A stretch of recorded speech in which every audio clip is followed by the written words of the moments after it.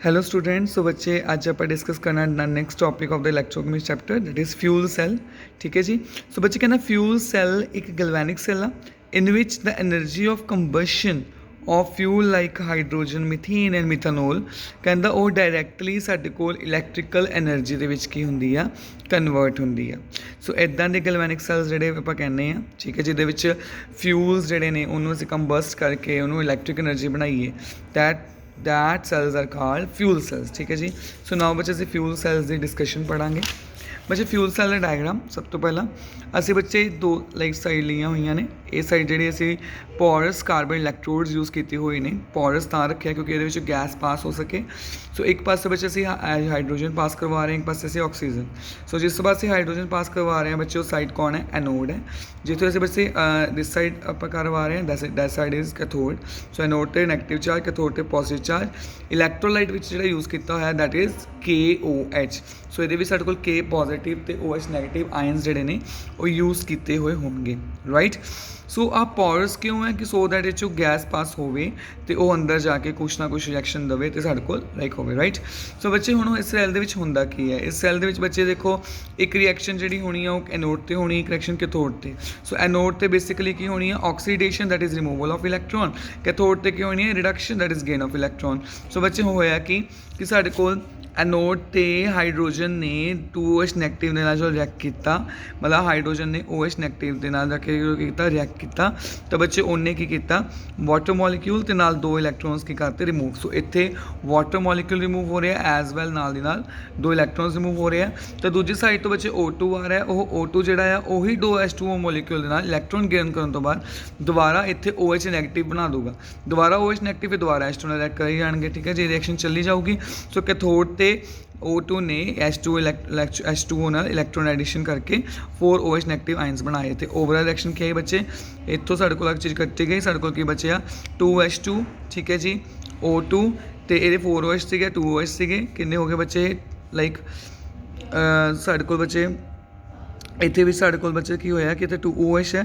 ਸੋ ਇਹਨੂੰ ਬੈਲੈਂਸ ਕਰਨ ਦੇ ਵਾਸਤੇ ਅਸੀਂ ਇੱਥੇ ਕੀ ਕੀਤਾ ਬੱਚੇ? 4 ਦੇ ਨਾਲ ਮਲਟੀਪਲੀਕੇਸ਼ਨ ਕੀ 2 ਦੇ ਨਾਲ ਮਲਟੀਪਲੀਕੇਸ਼ਨ ਕੀਤੀ, ਦੈਨ 4OH ਨਾਲ 4H ਨੈਗੇਟਿਵ ਕੱਟਿਆ ਜਾਊਗਾ ਤੇ ਇਹ 2H2O ਜਿਹੜਾ ਹੈਗਾ ਬੱਚੇ ਇਹ 4H2O ਬਣ ਜਾਏਗਾ। ਤਾਂ 4H2O ਦੇ ਵਿੱਚ 2H2O ਨੂੰ ਮਾਈਨਸ ਕਰੋਗੇ ਕਿੰਨਾ ਬਣ ਜਾਊਗਾ? 2H2O, right. ਸੋ ਬੱਚੇ this is the working of the fuel cell, ठीक है जी। सो बच्चे फ्यूल सैल की बहुत सारे एडवांटेजेस ने बच्चों की एफिशिएंसी जी है काफ़ी ज़्यादा हाई है, ठीक है जी। Fuel cell convert the energy of the fuel directly into electricity and therefore they are more efficient the conventional methods of generating electricity on large scale by burning hydrogen and carbon fuel। So we expect 100% efficiency of fuel cells। So far 60 to 70% efficiency has been attained, ठीक है जी। उस तो कहना एक continuous source of energy है, कहता ये कोई भी इलैक्ट्रो मटीरियल नहीं है। So there is no electro material to be replaced as in ordinary battery.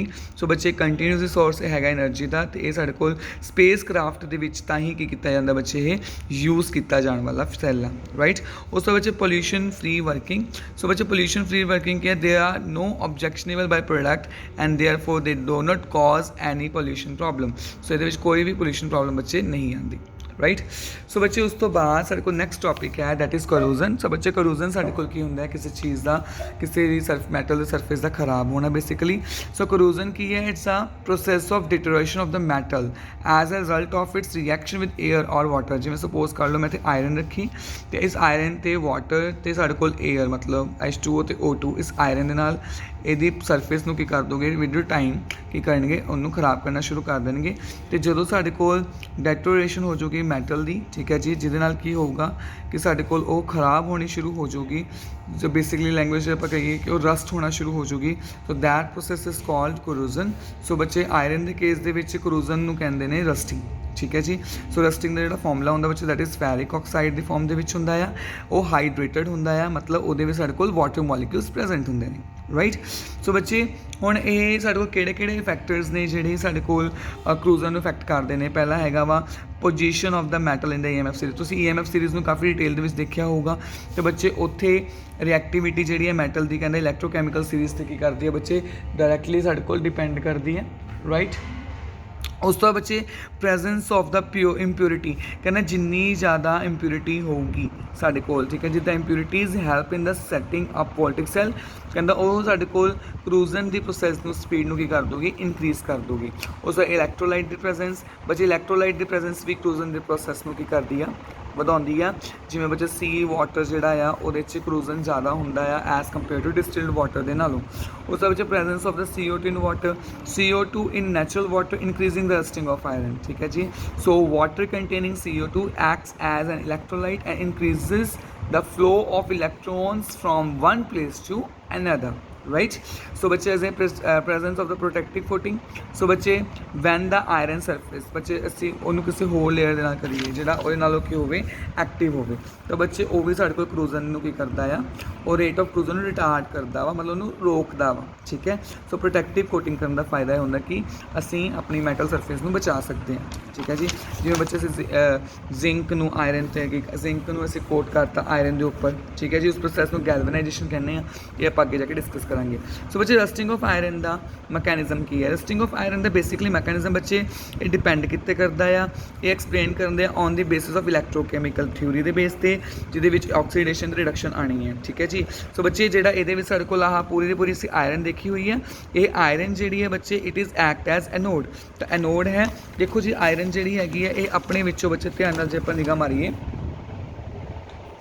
ਜੇ ਆਪਾਂ ਧਿਆਨ ਨਾਲ ਨਿਗਾਹ ਮਾਰੀਏ ਇਹ ਆਇਰਨ ਐਕਟ ਐਜ਼ ਐਨੋਡ ਤੇ ਆਪਣੇ ਵਿੱਚ 2 ਇਲੈਕਟ੍ਰੋਨਸ ਨੂੰ ਕੀ ਕਰ ਰਹੀ ਹੈ, ਲੋਸ ਕਰ ਰਹੀ ਹੈ, 2 ਇਲੈਕਟ੍ਰੋਨਸ ਲੋਸ ਕਰ ਰਹੀ ਹੈ। ਦੇਖੋ ਸੋ ਮੈਂ ਇੱਥੇ ਲਿਖਤਾ ਐਟ ਐਨੋਡ, ਸੋ ਆਇਰਨ ਨੇ ਕੀ ਕੀਤਾ, 2 ਇਲੈਕਟ੍ਰੋਨਸ ਨੂੰ ਕੀ ਕੀਤਾ,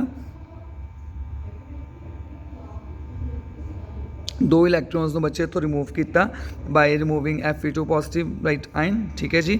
ਸੋ Fe2 ਪੋਜ਼ੀਟਿਵ ਆਇਨ ਨਾਲ ਕਰਨ ਤੋਂ ਬਾਅਦ ਸਾਡੇ ਕੋਲ ਬੱਚੇ ਨੈਕਸਟ ਫਰਦਰ ਜੇ ਅਸੀਂ ਗੱਲ ਕਰੀਏ, ਨੈਕਸਟ ਸਾਡੇ ਕੋਲ ਆਹ ਜਿਹੜੇ 2 ਇਲੈਕਟ੍ਰੋਨਸ ਨੇ ਇਹ ਉੱਪਰ ਵੱਲ ਨੂੰ ਜਾਣ ਲੱਗੇ ਅਤੇ ਉੱਪਰ ਆ ਕੇ ਡ੍ਰੌਪ ਆਫ ਮੋਇਸਚਰ ਦੀ ਆ ਗਈ ਹੈ, ਅਤੇ ਉੱਥੇ ਸਾਡੇ ਕੋਲ ਕੀ ਹੈਗਾ ਵਾ ਆਕਸੀਜਨ ਮਤਲਬ ਏਅਰ ਦੀ ਪ੍ਰੈਜ਼ੈਂਸ ਵੀ ਹੈਗੀ ਆ, ਠੀਕ ਹੈ ਜੀ। ਤਾਂ ਉਹ ਚੀਜ਼ਾਂ ਸਾਡੇ ਕੋਲ ਕੀ ਕਰਨਗੀਆਂ, ਐਕਟ ਐਜ਼ ਕੈਥੋਡ ਐਕਟ ਕਰਨਗੀਆਂ।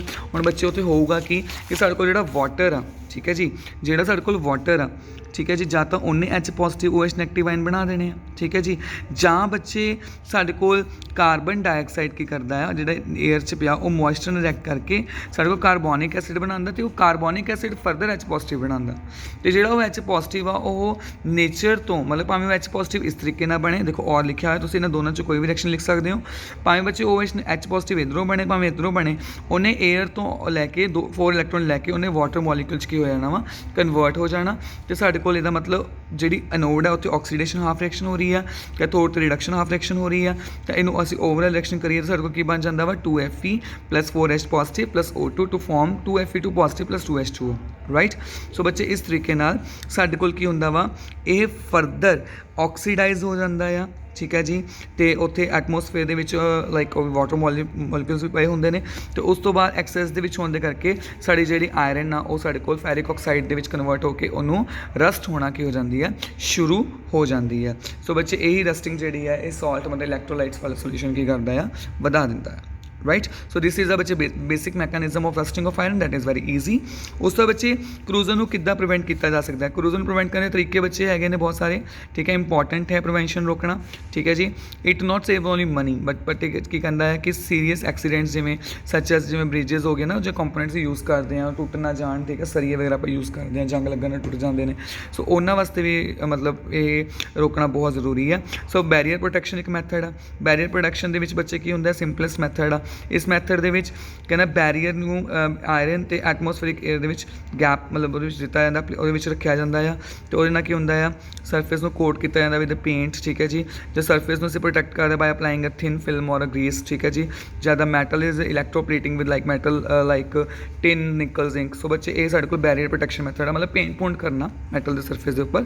ਉਸ ਤੋਂ ਬੱਚੇ ਸੈਕਰੀਫਿਸ਼ੀਅਲ ਪ੍ਰੋਟੈਕਸ਼ਨ, ਸੈਕਰੀਫਿਸ਼ੀਅਲ ਪ੍ਰੋਟੈਕਸ਼ਨ ਦੇ ਵਿੱਚ ਬੱਚੇ ਕੀ ਹੁੰਦਾ ਆ, iron is protected from rust, ਮਤਲਬ ਜਿਵੇਂ ਸਾਡੇ ਕੋਲ ਬੱਚੇ ਜ਼ਿੰਕ ਆ, ਤਾਂ ਇਹ ਸੋਰੀ ਆ ਆਇਰਨ ਆ, ਇਸ ਆਇਰਨ ਦੇ ਉੱਪਰ ਬੱਚੇ ਮੈਂ ਕੀ ਕੀਤਾ, ਜ਼ਿੰਕ ਦੀ ਮੈਟਲ ਸਰਫੇਸ ਚੜਾਤੀ, ਅਤੇ ਇਹ ਆਪ ਖੁਦ ਲਾਈਕ ਇਹ ਉਹਨੂੰ ਰਸਟਿੰਗ ਹੋਣ ਤੋਂ ਮਤਲਬ ਇਹਦੀ ਅਸੀਂ ਕੋਟਿੰਗ ਚੜਾਤੀ ਤੇ ਇਹ ਆਇਰਨ ਦੀ ਰਸਟਿੰਗ ਨੂੰ ਰੋਕ ਦੋਗੇ ਤੇ ਆਪ ਭਾਵੇਂ ਰਸਟ ਹੋ ਕੇ ਮਤਲਬ ਕਾਫੀ ਟਾਈਮ ਇਹਦਾ ਲੌਂਗ ਲਾਈਫ ਬਣਾ ਦਿੰਦੀ ਆ। ਸੋ ਜਦੋਂ ਅਸੀਂ ਜ਼ਿੰਕ ਦੀ ਕੋਟਿੰਗ ਕਰਦੇ ਹਾਂ ਆਇਰਨ ਦੇ ਉੱਪਰ that this process is called galvanization. So galvanization process ਦੇ ਥਰੂ ਵੀ ਤੁਸੀਂ ਅਸਿਸਟ ਕਰ ਸਕਦੇ ਹੋ। ਉਸ ਤੋਂ ਬਾਅਦ ਜੇ ਤੁਹਾਡੇ ਕੋਲ ਇਲੈਕਟ੍ਰੀਕਲ ਪ੍ਰੋਟੈਕਸ਼ਨ ਮੈਥਡ ਹੈ, this method is very easy, ਤੁਹਾਨੂੰ ਸਮਝ ਆ ਜਾਏਗਾ। ਜਿਵੇਂ ਬੱਚੇ ਕਹਿੰਦਾ this method is use for protecting iron article ਵਿਚ ਇਜ਼ ਜਿਹੜਾ ਵਾਟਰ ਦੇ ਨਾਲ ਬੱਚੇ ਅੰਡਰਗਰਾਊਂਡ ਵਾਟਰ ਪਾਈਪਸ ਨੇ ਉਹਦੇ ਵਿੱਚ ਬੱਚੇ ਇਹ ਮੈਥਡ ਯੂਜ਼ ਕੀਤਾ ਜਾਂਦਾ ਹੈ ਰਾਈਟ। ਉਸ ਤੋਂ ਬੱਚੇ ਯੂਜ਼ਿੰਗ ਐਂਟੀ ਰਸ ਸੋਲਿਊਸ਼ਨਸ, ਐਂਟੀ ਰਸ ਸੋਲਿਊਸ਼ਨਸ ਜਿਹੜੇ ਹੁੰਦੇ ਨੇ ਜਿਵੇਂ ਅਲਕਲਾਈਨ ਫਾਸਫੇਟ ਐਂਡ ਅਲਕਲਾਈਨ ਕ੍ਰੋਮੇਟਸ, ਬੱਚੇ ਜਨਰਲੀ ਜਿਹੜੇ ਐਂਟੀ ਰਸ ਸੋਲਿਊਸ਼ਨਸ ਨੇ ਇਹਨਾਂ ਨੂੰ ਯੂਜ਼ ਕੀਤਾ ਜਾਂਦਾ ਆ ਸੋ ਦੈਟ ਇਹ ਐਚ ਪੋਜ਼ਿਟਿਵ ਆਇਨਸ ਤੋਂ ਰਿਮੂਵ ਕਰ ਦਈਏ ਤੇ ਆਪਣੀ ਆਇਰਨ ਨੂੰ ਜਾਂ ਕਿਸੇ ਹੋਰ ਰਸਟ ਹੋਣ ਤੋਂ ਕੀ ਕਰ ਲਈਏ, ਬਚਾ ਲਈਏ। ਸੋ ਬੱਚੇ this is a chapter that is electrochemistry and this chapter is very easy. So ਇਹਨੂੰ ਇੰਟਰਸਟਿੰਗ ਲੱਗਿਆ ਹੋਣਾ ਐਂਡ ਤੁਸੀਂ ਇਹਨੂੰ ਪਲੀਜ਼ ਬੱਚੇ ਆਪਣੇ ਨੋਟਸ ਪ੍ਰਿਪੇਅਰ ਕਰ ਲਿਓ। Thank you so much.